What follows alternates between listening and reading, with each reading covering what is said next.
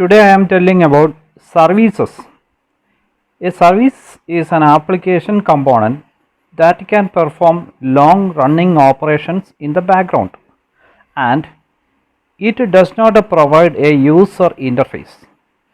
Another application component can start a service and it continues to run in the background even if the user switches to another applications.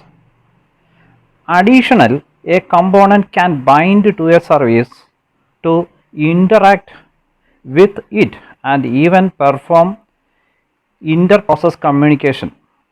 For example, a service can handle network transaction, play music, perform file I/O, or interaction with a content provider, all from the background.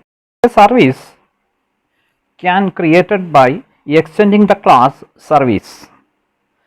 There can be two forms of services, that is, in the life cycle of service can perform two different paths, that is start and bound. Start service means a service is started when component calls start service method. Now it run in background, stopped by calling stop service method or calling stop self method. Second one, bound service. Bound service is a service is bound when another component calls bind service method. The client can unbind the service by calling unbind service method. Service cannot be stopped until all client unbind the services. A bound service does not run in background only while it serves another application.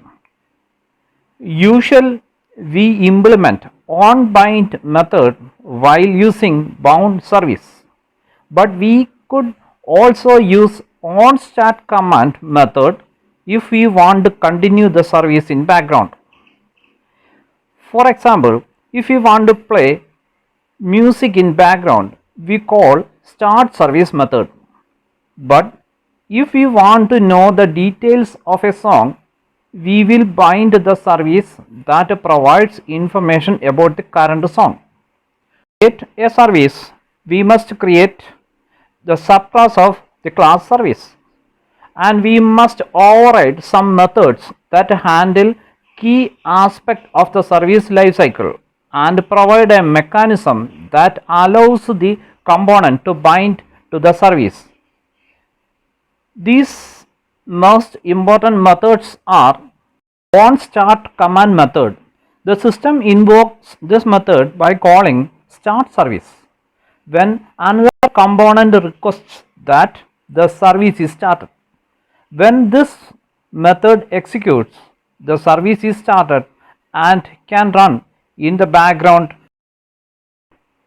To implement this, it is our responsibility to stop the service when it run is complete by calling stop self or stop service method. Next method is onBind. The system invokes this method by calling bind service when another component wants to bind with the service. In our implementation of this method, you must provide an interface that client used to communicate with the service by returning an iBinder. You must always implement this method. However, if you don't want to allow bind, you should return null. Next method is onCreate. The system invokes this method by perform one-time setup procedure. When the service is initiated, before it calls either onStart or onBind. If the service is already running, this method is not called. Next method is onDestroy. This system invokes this method when the service no longer used and is being destroyed. Your service should implement this to clean up any resources such as thread, register, listeners or receivers, this is the last call that the service receives. Another method is on rebind method. The system calls this method when new clients has connected to the service after it had previously been notified that all had disconnected in its on-bind method. Next method is on unbind method. The system calls this method when all clients have disconnected from a particular interface published by the service. And this is the life cycle of service. Thank you.